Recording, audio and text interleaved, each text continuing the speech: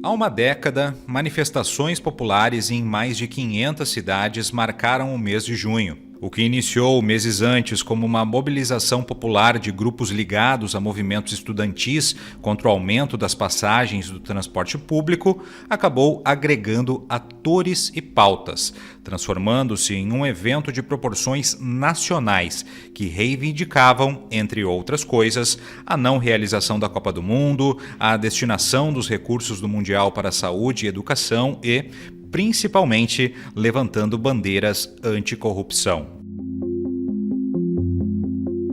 Até hoje, cientistas políticos se debruçam sobre aquele momento, onde movimentos estudantis e sindicais mais voltados ao campo da esquerda dividiram as ruas com organizações liberais e defensores de bandeiras de extrema-direita, que, apesar das divergências, convergiram em um momento de crítica à política institucional. Meu nome é Felipe Nabinger e esse é o podcast Matriz, da editoria de política do Correio do Povo. E hoje, para entender um pouco do legado daquelas manifestações, vamos ouvir quem esteve na rua e também quem estudou o fenômeno.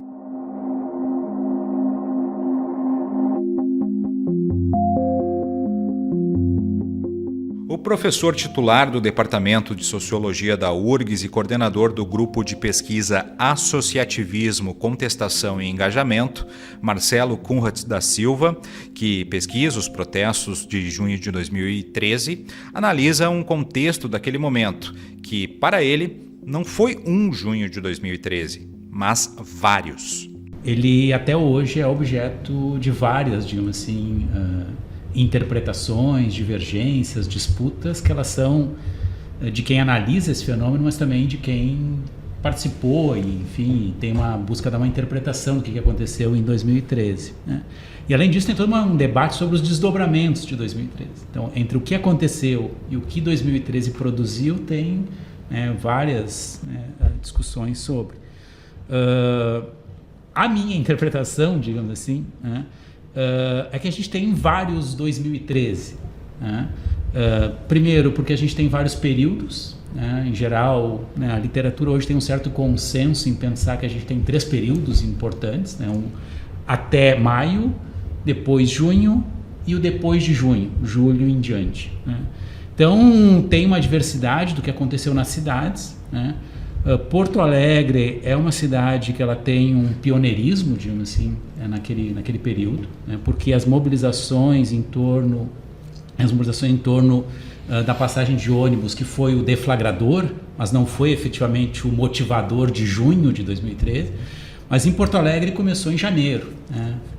Fevereiro de 2013 já havia, né, manifestações, mobilizações e tal sobre a questão da passagem, mas pequenas ainda, sem grande impacto, enfim, né, que já tinha ocorrido em anos anteriores, né, já é algo que não era novidade, né, mas que foram ganhando um certo crescimento e tal, e Porto Alegre, na verdade, consegue retroceder no aumento da passagem em abril, né. Então, assim, Porto Alegre conseguiu, inclusive nas primeiras manifestações de São Paulo, tinha um cartaz, tem até uma foto, vamos repetir Porto Alegre, né? Nas manifestações do MPL, do Passe Livre, em São Paulo. Então, assim, tu teve uma mobilização que ela vai até maio, que está muito centrada, ela é local, Porto Alegre, acho que Belo Horizonte, não me lembro qual cidade no Nordeste, tinha algumas mobilizações, né, sobre a questão do transporte, São Paulo começava a ter. Inicia, digamos assim, né, início de junho, São Paulo, o Passe Livre começa a fazer um processo de mobilização também, e aí acontece que é o grande enigma de 2013, porque a grande pergunta, digamos assim, não é porque a ideia que a mobilização sobre o transporte levou, né, aquela grande mobilização de junho, me parece equivocada, né? Houve uma transformação de mobilizações que estavam ocorrendo para produzir um outro tipo, né, de manifestação, que é o que a gente vai ter em junho, onde a gente tem, em muitos casos, a permanência de quem já estava protestando. Aqui em Porto Alegre, por exemplo, o Bloco de Lutas pelo Transporte Público, que foi quem produziu as manifestações, que levou, né, ao declínio da passagem, enfim, já vai continuar depois participando. mas chegam outros personagens, digamos assim, nessa cena, né, das manifestações. E esse é o grande enigma, ou seja, como, né, de onde vieram, quem são, né, esses outros personagens que vêm participar e ao mesmo tempo disputar as ruas em junho no Brasil. Aqui em Porto Alegre, as manifestações eram organizadas pelo Bloco de Luta pelo Transporte Público.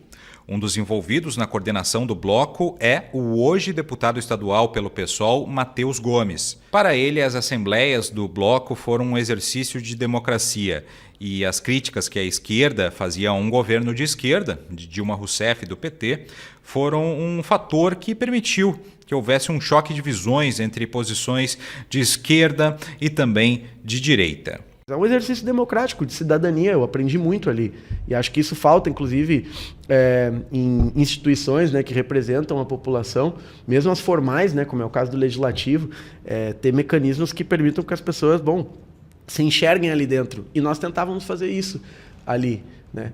E um elemento importante daquele processo é que nós tínhamos um sinal invertido do ponto de vista político, que era o quê? O PT estava no governo há 10 anos. E o PT é o partido da mobilização popular no Brasil, no mínimo desde o fim da década de 70. Então, existia uma mobilização popular de caráter democrático, vinculada aos movimentos sociais, com um governo de esquerda, que ocupava também um espaço de poder. Então, mesmo que tivessem pessoas do PT que participavam do protesto, havia muitas críticas à esquerda, né, que as manifestações proporcionavam, ou seja, pessoas de esquerda que criticavam o governo de esquerda. E, do outro lado, também pessoas de direita que criticavam um governo de esquerda. Então, esse fator novo também, né, que é uma grande mobilização popular em meio a um governo de esquerda, permitiu que a gente tivesse 3 polos que participavam dos protestos ao mesmo tempo. O governo de esquerda, a oposição de esquerda e uma oposição de direita em meio às manifestações. Foi um choque de visões muito grande, né? Obviamente que no bloco de lutas nós não tínhamos a direita participando, nós tínhamos a esquerda e a oposição de esquerda, mas nas ruas se encontrava de tudo. Então, de fato, foi sim um momento que colocou o tema da democracia em debate, como ampliar ela, como renovar os mecanismos institucionais, como aproximar as pessoas das decisões políticas.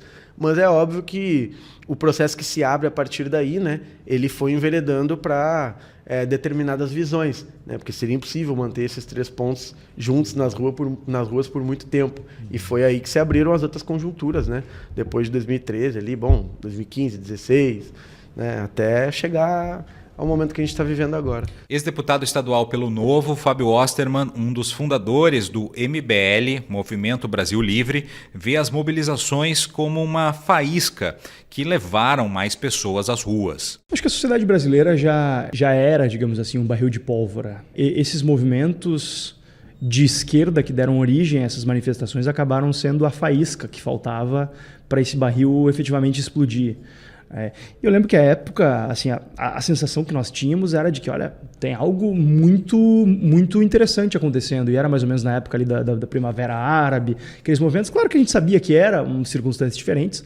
Felizmente, nós não vivíamos numa ditadura. Seguimos não vivendo por enquanto, né? Apesar de a gente ter alguns avanços autoritários aí um pouco complexos, especialmente partindo de certos membros togados da alta cúpula do judiciário brasileiro.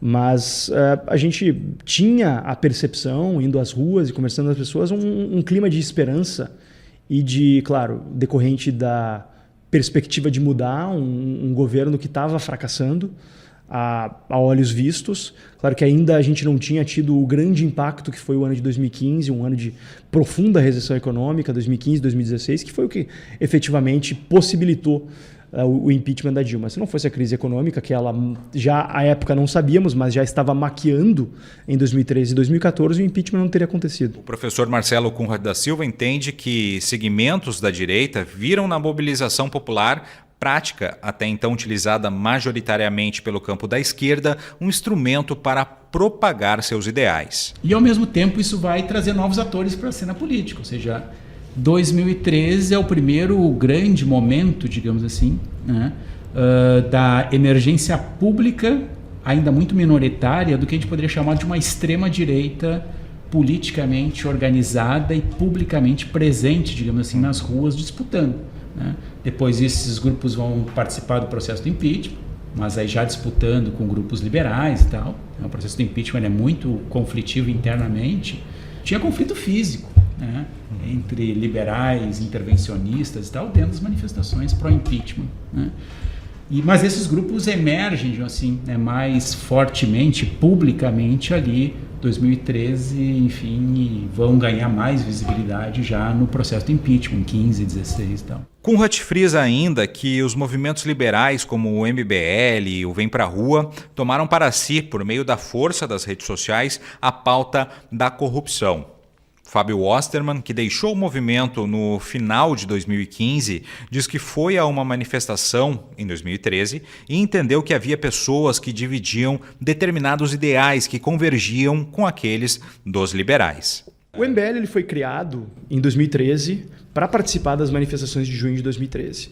Nós fazíamos parte, fazemos ainda, enfim, parte de uma rede de organizações liberais descentralizadas. Não existe... durante esses 10 anos eu tentei explicar para o pessoal de esquerda, alguns veículos de imprensa mais ligados à esquerda, sempre tentando encontrar quem era o grande ventríloco por trás das organizações, né? Mas a verdade é que não existia um grupo centralizado nisso. E o fato é que nós éramos jovens, eu era inclusive um dos mais velhos do grupo, né? Jovens de vários cantos do Brasil que tinham se unido pelas redes sociais e pela vontade de divulgar as ideias liberais, de oferecer uma alternativa para um país que vinha derrapando, sofrendo problemas sérios com uma visão intervencionista sobre a política, que acabava criando o caldo de cultura perfeito para a proliferação não só da corrupção endêmica durante os governos do PT, como a gente viu, como também para a ineficiência no trato das políticas públicas no nosso país, né? Então a gente é uma geração que viu um crescimento econômico razoável ali durante, especialmente o final do governo Lula, mas também viu as grandes expectativas que tínhamos em relação aos rumos do Brasil se romperem nesse período. E a gente resolveu, a gente tinha já algumas grupos de estudos liberais, canal no YouTube, página no Facebook, e aí, conversando com alguns amigos, eu dei a ideia. Olha só, quem sabe a gente não monta um grupo para ir para a rua mesmo, para se manifestar, para levar nossas ideias, aproveitar essa oportunidade que a gente está tendo, em que as pessoas estão acordando para a política, porque antes tu deve lembrar disso, era muito difícil falar com as pessoas sobre política porque as pessoas não estavam interessadas. A atuação do MBL e do Vem Pra Rua, principalmente através de São Paulo, constantemente é vista como um fator que provocaria o impeachment da Dilma lá em 2016 e também a eleição de Jair Bolsonaro em 2018. Apesar da emergência de uma nova direita brasileira, o professor Marcelo Conrad contesta. Eu acho que é um equívoco, assim, ou seja, que é um pouco ler a história de trás para frente, né? Ou seja, o que aconteceu depois eu vou avaliar, teve o impeachment, o impeachment é culpa de 2013, teve, enfim, a emergência de uma extrema-direita politicamente organizada, influente, enfim, que chega à presidência em 2018, isso é culpa de 2013. Eu acho que esse é um equívoco, né? Ou seja, 2013 foi de fato, ele é um processo cataclísmico, digamos assim, né? A gente poderia falar numa conjuntura crítica, né? Ou seja, o que aconteceu em 2013, de fato, ele estabelece um corte entre o que vinha até 2013 e o que acontece depois, né?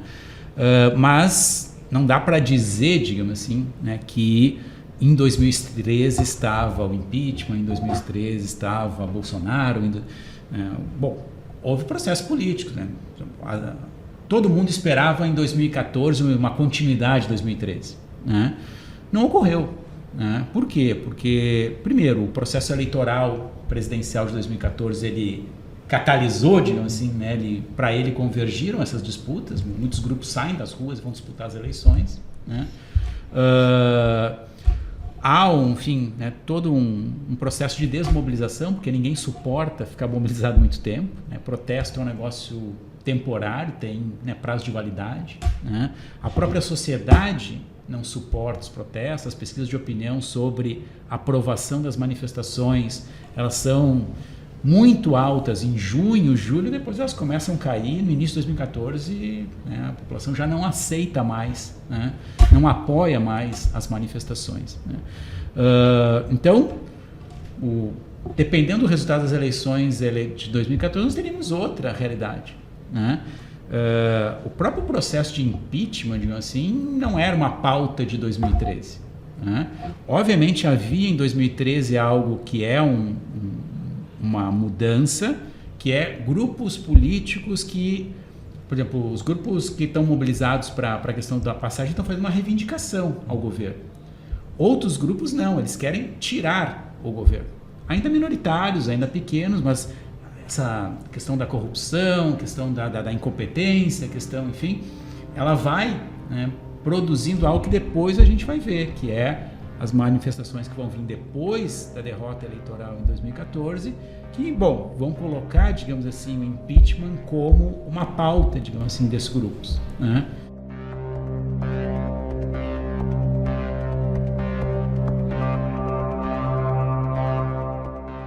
As manifestações pelo país foram marcadas por momentos de forte repressão policial. Em um desses casos, no dia 13 de junho daquele ano, o repórter fotográfico Sérgio Silva perdeu a visão do olho esquerdo ao ser alvejado por uma bala de borracha. No mês de maio de 2023, a Justiça de São Paulo negou indenização ao profissional, alegando falta de provas de que o ferimento tivesse sido causado pela bala de borracha.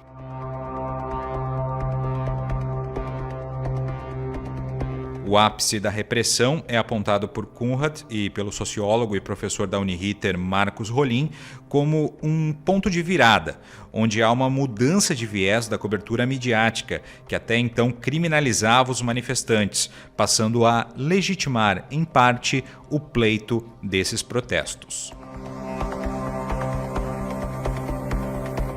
Rolim entende, no entanto, que uma das repercussões das jornadas de junho é o aparato de repressão policial e, principalmente, mudanças na legislação que passaram a criminalizar mobilizações sociais. Entre os instrumentos, a Lei das Organizações Criminosas, de 2 de agosto daquele ano, sancionada pela então presidente Dilma Rousseff. Uma coisa muito grave que aconteceu a partir dessas manifestações, com grandes repercussões até hoje, né, é que isso pressiona, primeiro, a aplicação de uma série de instrumentos legais, como, por exemplo, a ideia de associação criminosa, né, por parte da Polícia Civil em investigações. A Polícia Civil, em vários estados, ela inaugura, nesse período das mobilizações, um mecanismo de monitoramento de redes sociais para identificar pessoas que estavam protestando, né? Começa a se utilizar com mais força mecanismos de identificação visual usando câmeras de reconhecimento facial. Tá? Então isso naquele momento começa a surgir esse tipo de discussão. Então há toda uma renovação, eu acho que essa é a expressão, há uma renovação do instrumental repressivo, né? Especialmente a partir das investigações feitas pela Polícia Civil, que acabaram produzindo arbitrariedades muito mais sérias. E a associação criminosa era se reunir para protestar na rua, né? Se defendendo, inclusive, usando mecanismos de defesa contra a possibilidade do choque disparar contra ti, balas de borracha e outras coisas. Então, gás lacrimogêneo, por exemplo. Quando manifestantes vão à rua e usam vinagre, né, e lenço, que é um antídoto ao gás lacrimogêneo, isso não pode ser considerado uma atitude de prova de organização criminosa. Né? Mas nós tivemos gente no Brasil preso porque tinha uma garrafa de vinagre dentro da bolsa, né, na mochila. Então acho que essa renovação dos instrumentos de investigação e de persecução com base em leis aprovadas naquele período, né, governo Dilma, né, eu acho que isso é a coisa mais complicada, porque isso veio para ficar, entende? Então ainda hoje a gente tem o risco, por exemplo, de qualquer manifestação de rua no Brasil ser considerado um ato terrorista, né, ou ser considerado associação criminosa.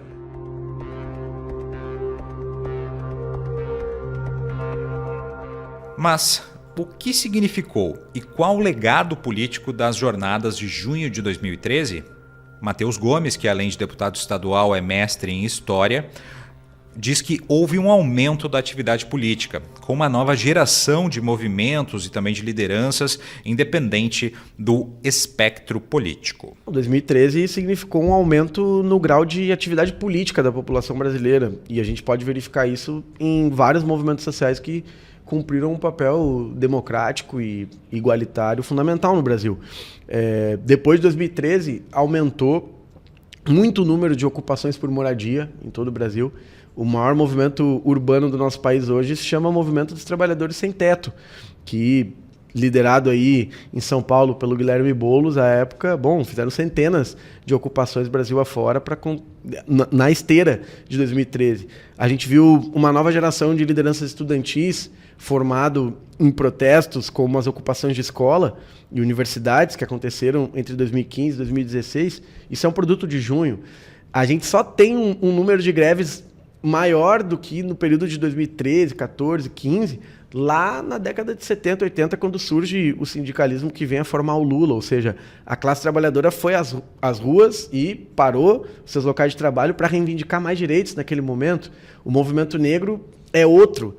Depois desse período de 2013, a gente viu surgir um movimento negro dentro das universidades. A luta das mulheres negras colocou mais de 50 mil mulheres nas ruas no ano de 2015. Ou seja, a atividade política por pautas democráticas, ela se ampliou muito. E também isso foi para a política institucional. Em 2016, tu tem vários parlamentares que são eleitos com as bandeiras de junho, inclusive a Marielle Franco. E a partir dali eles criam um movimento que se chama Ocupa Política, para formar pessoas que vêm de movimentos sociais aí para o ambiente institucional parlamentar. Eu sou formado pela Ocupa Política.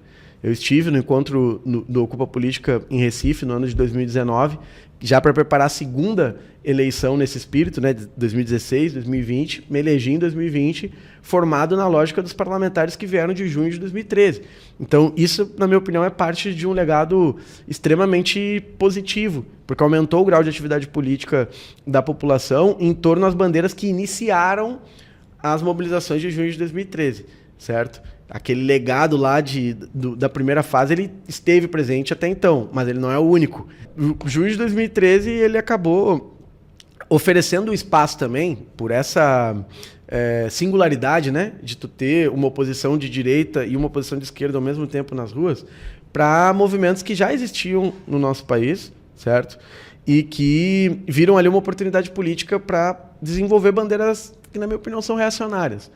Já existia aqui na cidade de Porto Alegre, bem pertinho da sede aqui do Correio do Povo, um grupo de pessoas que desde 2007 se manifestava em frente ao quartel-general do Exército todos os sábados. Eles eram um pouco mais de uma dezena, mas tinham uma atividade política e, em julho de 2013, participaram da mobilização e começaram a construir uma narrativa de que elementos que eles identificavam como desordem só poderiam ser resolvidos por uma intervenção militar, certo? Como aconteceu em 64. Isso aconteceu, um legado reacionário de junho de 2013. Da mesma forma, movimentos que tratavam o combate à corrupção como uma bandeira essencialmente ética e vinculada a um segmento político, né? No caso o PT, transformando o PT no grande baluarte da corrupção no Brasil, como se tivesse inventado um problema que, na verdade, acompanha a história do nosso país como um todo, né? Eles ganharam espaço em junho de 2013. Também já existiam. No mínimo, desde 2011, tinha manifestações contra a corrupção na cidade de Porto Alegre. Já Fábio Osterman vê a politização da população brasileira a partir daquele movimento, mas faz uma ressalva que, pelo nível do debate político, isso acabou levando a uma polarização. O grande fato interessante e positivo desse período foi que as pessoas, de certa maneira, tiveram um momento de acordar para os fatos públicos do Brasil e passaram a dar um pouco mais de atenção para além simplesmente de assistir o Jornal Nacional e depois desligar simplesmente. Acho que ali houve um processo de politização da política da população brasileira, que eu acho que é benéfico. Claro que depois isso acabou, por conta da disfuncionalidade do nosso debate público, talvez até pelo nível de qualificação do nosso debate público, acabou levando para uma polarização bastante destrutiva que levou a esse cenário catastrófico aí dessa última eleição e quiçá da anterior também. Mas a gente foi levado aí às ruas por um sentimento genuíno de querer mudar o país, de querer envolver mais pessoas sob uma perspectiva propositiva. E eu busco ressaltar bastante isso. A gente não foi para as ruas simplesmente falar assim, queremos mais educação, mais saúde. E não queremos a Copa. Inclusive, sobre a Copa, a gente tinha uma visão muito clara. Esses dias apareceu para mim no meu Facebook, naquelas lembranças de posts passados. E lá, em 2013, eu escrevi um texto dizendo, olha, gente, a hora de falar não vai ter Copa foi quando o Brasil se candidatou. O Brasil não devia ter se candidatado para sediar a Copa. Agora que assumiu os compromissos, agora que já tem tantas obras em andamento, a gente tem que, claro, fazer a devida fiscalização para que não haja abusos e desperdícios. Mas a Copa vai acontecer no Brasil. E ficar destruindo parada de ônibus, ficar destruindo fachada de banco, não vai ajudar nem um pouco a situação do Brasil. Mas, claro, havia muitas pessoas envolvidas ali que queriam mesmo a lógica do quanto pior, melhor. Não era definitivamente a nossa visão. Enquanto isso, Marcos Rolim levanta 3 pontos, entre eles a necessidade de se rever o sistema político com reforma do processo. O primeiro deles, acho que o mais importante, as jornadas elas aprofundam de uma forma que eu acho irreversível, né, o descolamento da população diante do sistema político brasileiro. Isso significa o seguinte, ou bem nós mudamos o sistema político, ou nós não recuperamos a credibilidade da política. Quem ainda hoje imagina que é possível, por uma boa atuação, por um bom governo, resgatar a legitimidade do sistema político, não entendeu o que aconteceu naquela jornada. Tá? Descolou, esse é o ponto. Para colar de novo, eu tenho que passar por um processo como o Chile passou, por exemplo, né? De uma reforma ampla do processo político, etc. Não sei se isso vai acontecer no Brasil ou se vai acontecer tão cedo. Bom, a primeira repercussão é essa. A segunda repercussão é que as estratégias de repressão das polícias avançaram contra os movimentos populares, né? E não para a garantia do direito de protesto, né? E que o novo arsenal de investigação das polícias civis se valeu das leis aprovadas naquela época, né? Especialmente a associação criminosa, né? A ideia de enquadrar movimentos também como movimentos terroristas, isso está posto hoje, muito complicado, né? E a terceira repercussão é que as jornadas de junho elas foram aproveitadas muito mais amplamente pela extrema-direita e elas também serviram, digamos, como um laboratório de mobilização social via redes, via plataformas digitais, né, que depois deram origem, né, às movimentações tipicamente bolsonaristas, enfim, que surgem depois já no processo de impeachment. Para o professor Marcelo Conrad da Silva, o momento foi um divisor de águas e a história política brasileira pode ser dividida como antes e depois de 2013. Eu avalio que, assim, pensando não em termos de bom ou mal, enfim, né, se foi positivo ou negativo, mas de fato a gente tem uma mudança, digamos assim, né, na dinâmica política brasileira a partir de 2013. Né? Qualquer um que viveu, digamos assim, né, e acompanhou a dinâmica política até 2013, meados de 2013 e o que acontece depois, né, é muito diferente. Né? Em parte por uma certa dinâmica, né, e novos personagens políticos que emergem, né, novas formas de fazer política, tem uma nova geração na política, né, e a direita e a esquerda, né, que inclusive depois vai se eleger. Olha o que a gente está vendo hoje, né, no Rio Grande do Sul, né, essa bancada, por exemplo, né, negra, de esquerda, enfim, isso é uma novidade, né, ou seja, a gente nunca tinha, né, não havia na história política gaúcha, né, por exemplo, termos deputadas negras, novidade, né, radical, assim, que em parte tem a ver com mudanças que foram produzidas ali em 2013. Pautas como o antirracismo, como o feminismo, enfim, né, a pauta LGBT, tudo isso ganha, né, uma abrangência a partir de 2013, né, que desloca um pouco uma esquerda mais tradicional, centrada na questão de classe e tal, que perde muitas vezes centralidade. Né? Mas do outro lado do espectro político também, né? Todo esse campo, né, liberal, todo esse campo conservador, né? Essa extrema-direita mais radicalizada, digamos assim, né? Também, né, emerge com força no cenário político e tal. Não necessariamente teve um protagonismo em 2013, alguns atores sim, mas boa parte deles não, mas que depois vão se constituindo em 2014, no processo eleitoral, depois 2015. Então, eu acho que a gente tem, assim, uma mudança da dinâmica política brasileira, né? hoje ficamos por aqui. Mais sobre esse tema, com as fontes ouvidas nesse podcast, você confere na edição do Mais Domingo de 4 de junho de 2023 e também no site do Correio do Povo. Esse programa teve trabalhos técnicos de Matheus Santos e Mariana Neck. A coordenação da editoria de política do Correio do Povo é de Maureen Xavier. Até a próxima.